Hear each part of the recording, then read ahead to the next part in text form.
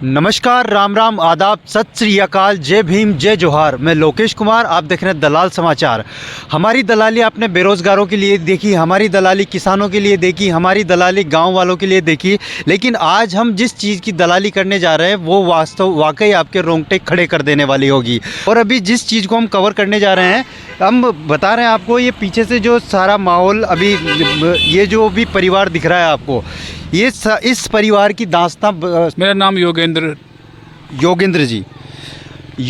जी जो सांगोद के रहने वाले हैं। और जैसे कि पहले हमारे पीछे देखा होगा आपने एसडीएम कार्यालय सांगोद के सामने जो रोड स्थित है, उस रोड पे ये योगेंद्र जी का परिवार यहाँ रहने के लिए मजबूर है। तो सर, ऐसा क्या वाकया हुआ कि आप इस सुनसान सड़क पे अंधेरी रात में, अभी सर्दी, जिस तरह से आप देख रहे हो कि सर्दी का माहौल है, इस सर्दी के माहौल में, हाड़ कपा देने वाली सर्दी में, ये खुले आसमान के नीचे रहने के लिए मजबूर है? जी, मैं जहाँ पहले रहता था, मैं मुर्दा घर में रहता था। वो नहीं पड़ा हुआ था पहले से, मैं उसमें रहने लगा मेरी मजबूरी के कारण। अच्छा। मेरे हालात ख़राब होने के कारण, और मैं 9 साल से उसमें रह रहा था। लेकिन उसे नगर पालिका ने शनिवार को 4 तारीख को गिरा दिया, तो फिर मैं कहाँ जाऊँ अब? नहीं तो आप मुर्दा घर में जब रह रहे थे, आपने बताया जैसे भी 9 साल पहले, तो 9 साल पहले कहाँ रह रहे थे फिर आप? पहले तो मैं इधर उधर ही रह रहा था। अच्छा। लेकिन मेरी व्यवस्था नहीं बैठ पाई, ज़्यादा हालत ख़राब थी, तो मुर्दा घर का आसरा मुझे लेना पड़ा। कहा जाता है, जिस तरह से आपने बताया कि मुर्दा घर में रहते लोग जाने से भी डरते हैं, ऐसा क्या कारण रहा कि मुर्दा घर आपको उचित लगा उस समय रहने के लिए? उचित तो क्या है साहब, यूँ मान लो आप कि जिसके हालात ख़राब हो वो कुछ भी कर सकता है। जो बात आपने शुरू की उससे लगता है मुझे पूछना नहीं चाहिए, फिर भी मैं पूछ रहा हूँ कि आप किस समुदाय से आते हैं?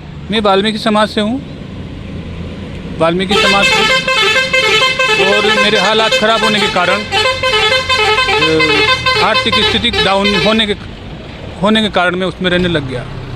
वाल्मीकि समाज से आते हो, इसलिए थोड़ा हम भी मानते हैं कि जैसे समाज में शुरू से ही गंदगी का काम वाल्मीकि समाज ने किया है, तो उस हिसाब से मुझे लगता है कि आपके मन में शंका नहीं आई होगी कि अगर रहने के लिए मुर्दा घर। तो पर मेरे परिवार को कहाँ लेके जाऊँ मैं? अच्छा अच्छा। 2 माता पिता है मेरे पास, बच्चे हैं, मेरी बीबी है, मैं हूँ, मैं कहाँ लेके जाऊँ? फिर कहाँ तो रखूँगा ना उनको। हाँ। तो फिर मैंने रहने लग गया उसमें। और अभी जो उसको नगर पालिका के द्वारा हटा दिया गया, मैंने साहब को बोला भी था कि साहब मुझे कोई रहने के लिए उपलब्ध जगह, पर्याप्त जगह दे दो कहीं भी, ताकि मेरे परिवार को मैं लेकर के रहूँगा तो सही।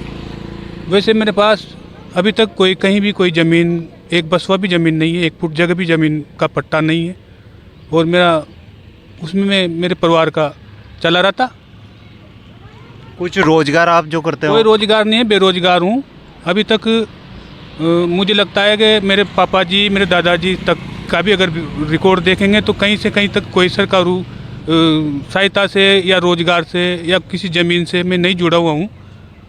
बिल्कुल एकदम 1 फुट जगह भी मेरे पास नहीं है, मेरे दादाजी के पास भी नहीं है, मेरे पापा जी के पास भी नहीं है, मेरे पास भी नहीं है।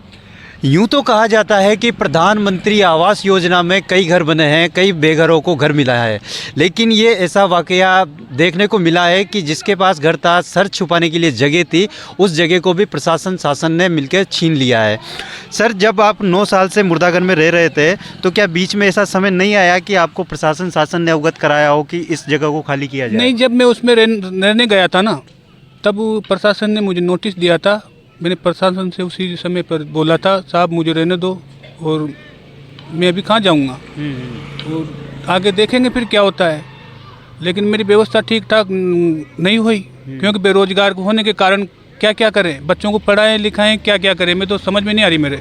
इसलिए मैं उसमें से निकल नहीं पाया, मेरी और उचित व्यवस्था हो नहीं पाई मेरे से, असमर्थ रहा कमाने में, इसलिए मैं रह रहा था उसमें। चलिए योगेंद्र जी, आपसे करते हैं बाद में बात। मिलते हैं इनके परिवार के सदस्यों से। ये आपके बड़े बेटे, छोटे बच्चे, ये इनके पिताजी, ये इनके बड़े बच्चे, ये इनकी माताजी और ये इनकी पत्नी। चाचा जी, यहाँ कितने दिन हुए आए आपको? यहाँ हो गया करीब मान 15 साल का लगभग हो गया। 15 साल तो नए सांगोद में हो गया। और यहाँ रोड पर रोड पर तो 4 दिन हो गया आज। फिर रोड पे 4 दिन आज हो गया। हाल आगे काई लागज ना कदाई और कहाँ था समय था रोड पर गुजारा गया। फिर 6 महीना गुजर जाओ, बोले 12 महीना गुजर जाओ, यहीं रहेंगे, कहाँ जाओ। तो जो नेता लोग च SDM अधिकारी च अधिकारा से भी बात करी होगी। हाँ करी जना, वहाँ से भी बात करी जब वो। और जी साहब से की उम्र उम्र कितनी होगी आपकी? उम्र 74 साल की उम्र। 74 साल की उम्र। 74 साल की उम्र पर आज या कंडीशन चे का आप रोड पर रबक लेकर मजबूर है। मजबूर चा काहे करा, फिर ही ठिकाना कोई न कहाँ। हारी बीमारी अवान जो समय ज अवान का समय में सरकारी स्कूलों की भी छुट्टियां दे दी ठंड के चक्कर में, और आप वो ठंड में यहाँ खुला आसमान के नीचे पड़े आज काहे करा मजबूरी और या मजबूरी जहाँ तक आश्वासन मिलो न मिलो या फिर हाल यूं चाल रही दुप्पल में। और मान लो का खाल से ता के साथ कहेगा दुर्घटना हो जाओ रोड पर, तो फिर अब हो जाओगी तो हो ही जाओगी, काहे करा। भगवानी बेली से भगवान ही बेली से काहे करा। 4-5 दिन तो हो गया था यहाँ रहता। रात 4-5 दिन हो गया ना आज। फिर 4-5 दिन रहते हुआ कोई सरकार को ऐसो अधिकारी या फिर कोई नेता था कि सार संभाल ले पायो यहाँ? कोई ना आया, कोई ना आया। और सुल्डा बाग लेके कौन आए जो? सूड़ा बाग लेके तो यू चली गयो। हाँ यू चली गयो, संधा कर्मचारी चली गया, अरे थानदार वानदार सब चार बड़ा बड़ा लट ले ले सूड़ा बाग लेके। तो गढ़ तो सुड़ा है बात यहाँ पूछी का कोई न एक ने भी न पूछे भाई ता रोड पर रहेगा नाला में रहेगा नदिया में पड़ेगा। और उठा बाहर आता मान भागो यहाँ से या खींचे और मासो बगा यहाँ बात फिर यहाँ से कदी मनी न बागा मान तो मरनो मंजूर जी। हाँ कहाँ जाऊंगा बागर। फिर अपन यहाँ जो असी ठंड में रह रहे है तो ठंड में कैसे टर्म कट रहे हो? फिर कट रही हो ना मांगो तो भगवान भरोसा तो है मांगो भगवान तो बेली च 12 महीना हो जाओ या कदी 2 साल हो जाओ माँ तो नड़ियों ले रही उठंगा या कशा भी समझ। बेटा किसी क्लास में पढ़े? मैं 9th में पढ़ता हूँ। 9th में। तो 9th में जब आप पढ़ रहे हो तो फिर अभी पढ़ाई भी डिस्टर्ब हो रही है आपकी? कॉपी किताबें बैग वगैरह? हाँ हो रही। तो फिर अभी यहाँ से स्कूल भी कैसे जाओगे आप? नहीं जा रहा हूँ। स्कूल भी जाने में समस्या है। हाँ। जीवन यापन करना तो एक दूसरी बात है, लेकिन शिक्षा के अधिकार से भी वंचित किए जाने का डर अब इनको सता रहा है। अब ये परिवार अपनी पीड़ा अपनी व्यथा व्यक्त करे तो कहाँ करे? एक तरफ SDM कार्यालय, एक तरफ SDM निवास, उसी के बीच जो सुनसान सड़क है, उस सुनसान सड़क पर ये परिवार अपना जीवन यापन करने के लिए मजबूर है। एक व्यक्ति था रोहित वेमुला, जो कि बाबा साहब की तस्वीर लेकर हैदराबाद सेंट्रल यूनिवर्सिटी से निकाला गया और सेंट्रल यूनिवर्सिटी से निकालने के बाद उस व्यक्ति ने आत्महत्या कर ली। वो मामला काफ़ी चर्चा में रहा। ठीक उसी प्रकार इस परिवार ने भी यूँ कहे कि बाबा साहब की तस्वीर जिस हिसाब से आप देख रहे हो कि काफ़ी पुरानी तस्वीर है। ये बाबा साहब अम्बेडकर की तस्वीर इस परिवार ने अपने घर में लगा रखी थी और उसी तस्वीर के सहारे ये व्यक्ति, या यूँ कहे सहारे नहीं, उसी तस्वीर के साथ ये व्यक्ति अपने जो दुख की घड़ियाँ हैं वो दुख की घड़ियाँ सड़क के किनारे पर बिताने के लिए मजबूर है। योगेंद्र जी, बाबा साहब की तस्वीर आपके सामानों के साथ है, क्या बाबा साहब की विचारधारा को मानते हैं आप? बाबा साहब की विचारधारा को ज़्यादा तो मैं नहीं जानता, पढ़ा लिखा तो मैं हूँ नहीं, पर हाँ बाबा साहब ने जो हमारे लिए दिया है उसके बारे में सब एक दूसरे से हमें पता चल रहा है कि भाई बाबा साहब, इसकी वजह से बाबा साहब की तस्वीर मैंने बहुत दिनों से लगा रखी है। मैं और बाबा साहब की विचारधारा तो बस इतनी सी जानता हूँ, इससे ज़्यादा आगे नहीं जानता। मैं पढ़ा लिखा नहीं हूँ, लेकिन बाबा साहब बहुत सारी चीज़ें हमें दे के गए हैं, बस ये मुझे इनका थोड़ा थोड़ा ज्ञान है। कहा जाता है कि जब संविधान बनाया था बाबा साहब ने, तो संविधान में जो पिछड़ा समुदाय था उसी के अधिकारों की रक्षा करने के लिए संविधान में कुछ उपबंध किए थे। ये तो जब बाबा साहब ने संविधान बनाया तब इस समुदाय के हकों की रक्षा के लिए किया।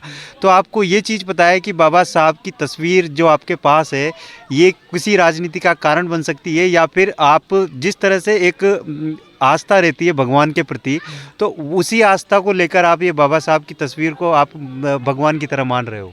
मैं तो इनको भगवान की तरह ही मान रहा हूँ। मेरी कोई राजनीति, मैं पढ़ा लिखा भी नहीं हूँ इतना, बस ये मेरी पुरानी तस्वीर है, कोई मैंने अभी नहीं लगाई इसको ला करके। जब सामान मेरे निकाले तो सामानों के साथ इनको कहाँ रखे हूँ फिर मैं, बताओ आप। ये किसी का राजनीति का कोई विषय नहीं है, ये मेरे सामानों के साथ मेरे साथ हैं, अब इनको मैं रखूँ कहाँ? घर तो है ही नहीं। जब मैं बेघर हो गया तो फिर बाबा साहब भी बेघर है ना। योगेंद्र जी, एक आखिरी बात आप बताइए कि क्या आपको लगता है कि ये जो भी आपका आवाज़ छीनने का कार्यक्रम हुआ है, इसमें कुछ राजनीतिक कारण भी हो सकते हैं क्या? अब ये तो मुझे पता नहीं है, मैं इसके बारे में तो ज़्यादा नहीं जानता नहीं हूँ, लेकिन जो भी हुआ है मेरे साथ गलत ही हुआ है।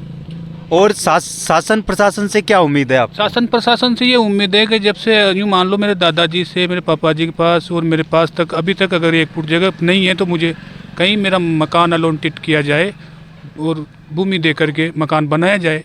बस यही उम्मीद लगा करके बैठा हुआ हूँ। तो और मुझे सरकारी जॉब से भी जोड़ा जाए, ताकि मेरे बच्चों की पढ़ाई में और मेरे परिवार को चलाने में कहीं से दिक्कत ना हो। कुछ आश्वासन तो मिला होगा? अभी तक तो कोई आश्वासन नहीं मिला। किसी प्रशासनिक अधिकारी ने कुछ? नहीं, अभी तक कोई नहीं है। तो आगे का बस इसी तरह जब तक आपको आवास अलॉट नहीं होता? यूँ देख लो आप कि अब इसके अलावा कोई रास्ता भी तो नहीं है ना, मरना तो है ही सही। भाई मौत के अलावा तो कुछ हो ही नहीं सकता, कहीं भी मरना ही है, तो अब करें क्या, यूँ बताओ। तो ये व्यथा योगेंद्र जी वाल्मीकि की, जो कि वाल्मीकि समुदाय से आते हैं, और वाल्मीकि समुदाय से आने के कारण शायद हो सकता है कि इनको ये दिन देखने पड़ रहे हैं। शिक्षा के अभाव में पहले ही समाज इस तरह से पिछड़ा हुआ है, और उसके बावजूद जो बच्चे इनके थोड़ी बहुत शिक्षा ले रहे हैं, वो शिक्षा से भी इनको वंचित करने का प्रयास किया जा रहा है। ये परिवार कहाँ तक यहाँ रहता है, आगे की रिपोर्टिंग में हम आपको बताएंगे कि अगर इस परिवार को कुछ सहायता मिलती है सरकार की तरफ से, तो भी आपको हम बाद में बताएंगे कि इस परिवार के साथ आगे क्या हुआ। बने रहिए इसी तरह की दलाली के लिए, देखते रहिए दलाल समाचार। कैमरामैन ब्रजेश कुमार के साथ मैं लोकेश कुमार, नमस्कार।